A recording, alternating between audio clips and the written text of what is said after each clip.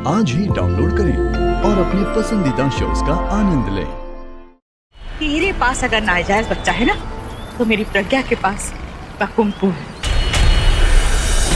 वो कुमकुम वो अभी ने उसकी मांग में भरा। अरे तू तो क्या, भगवान भी उसका कुछ नहीं मिटा सकते।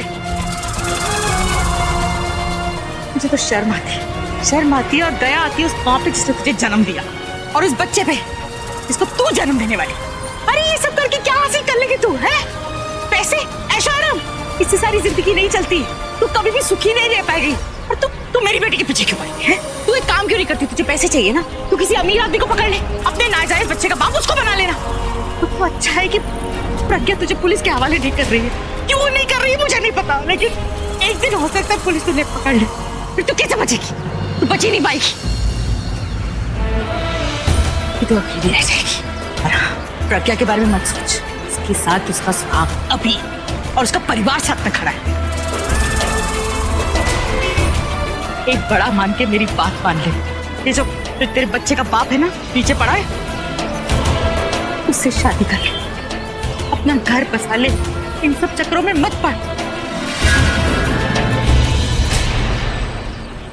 अब जैसे क्या देख रही है? ये जो नीचे पड़ा है तेरा, उसे उठा के ले जा अस्पताल, क्योंकि अगर अभी को सब पता चल गया ना और उसने तेरे से रिश्ता तोड़ दिया, तो ना तो तू इस नाजायज बच्चे की माँ बन पाएगी, ना किसी की पत्नी। माँ, आप गुस्सा मत कीजिए, आपकी तबीयत खराब हो जाएगी। आप चलिए यहाँ से।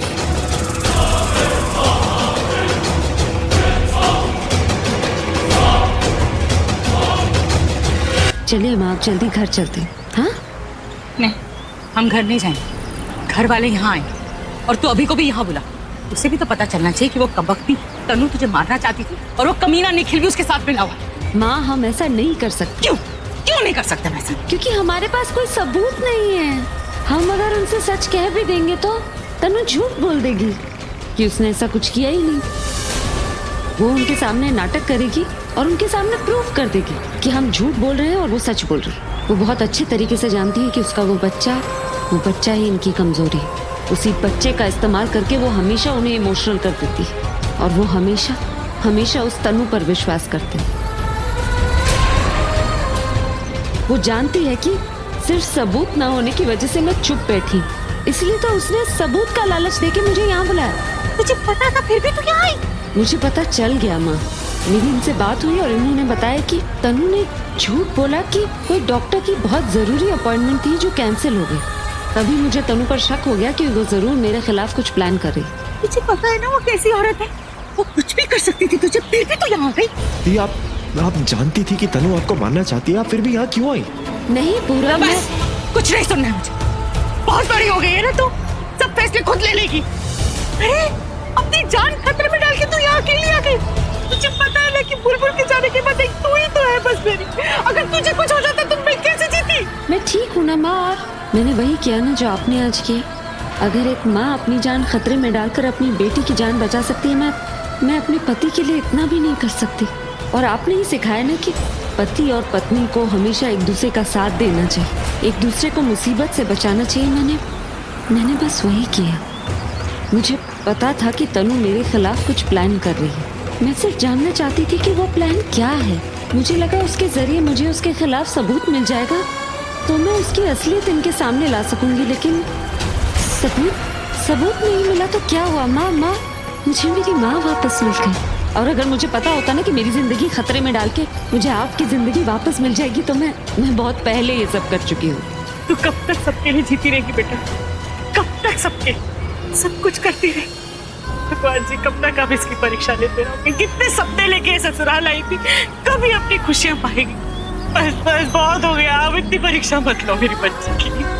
अरे उसे उसका हक, उसका पति दे दो। मुझे लगता है कि जैसे आलिया चली गई है ना तेरे जीवन से तनु भी जल्दी चली जाएगी और फिर मेरी बच्ची और अभी आराम से साथ साथ खुशी खुशी जिएगी।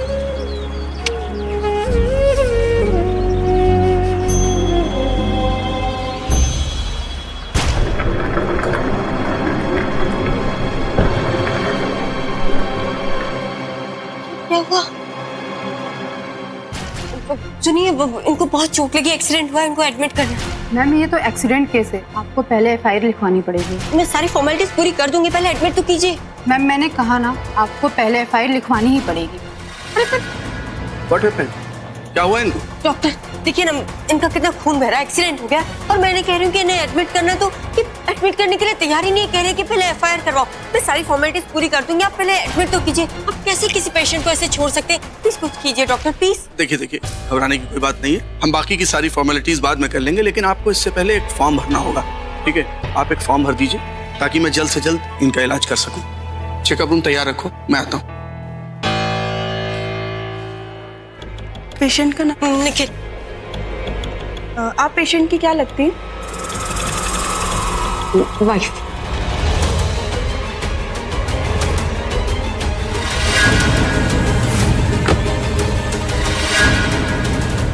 Oh, sorry. Excuse me. Do you know where Lifelong Hospital है? आपको पढ़ना आता है? Yes. मुझे को सामने क्या लिखा हुआ बोर्ड पे?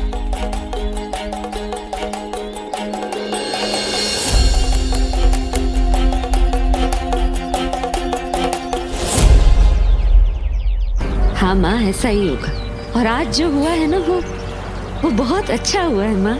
बस और अच्छा हो जाता अगर तनु के खिलाफ कोई सबूत मिल जाता। मुझे समझ नहीं आ रहा उसे रंगे हाथों कैसे पकड़ूं। अरे तू बिल्कुल चिंता मत कर, भगवान जी ने इतना बड़ा चमत्कार किया, मुझे मेरी जबान पीट पीट चल सकती हूँ, तो उन्होंने तेरे लिए भी कुछ सोच के रखा होगा। माँ बिल्कुल ठीक कह रही है, भगवान ने कुछ ना कुछ तो सोचा ही होगा, और मुझे भी लगता है कि अब कुछ ना कुछ अच्छा ही होगा। हाँ पूरब, मुझे भी लगता है कि अब सब ठीक ही होगा। सब ठीक हो जाएगा, बस तू हिम्मत मत हारना। हाँ?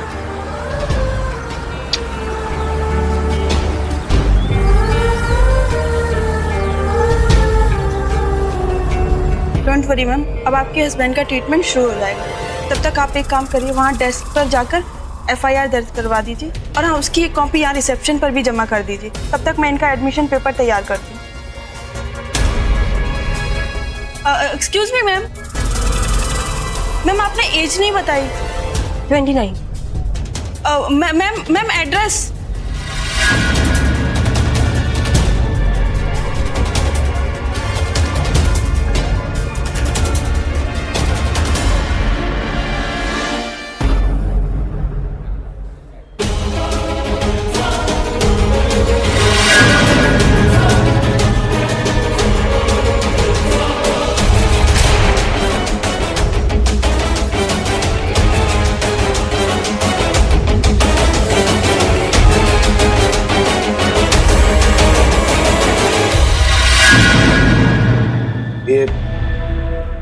ये गायनेक का डिपार्टमेंट कहाँ पर है?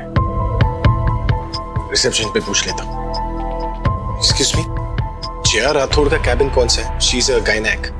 देखो शायद चला गया हो।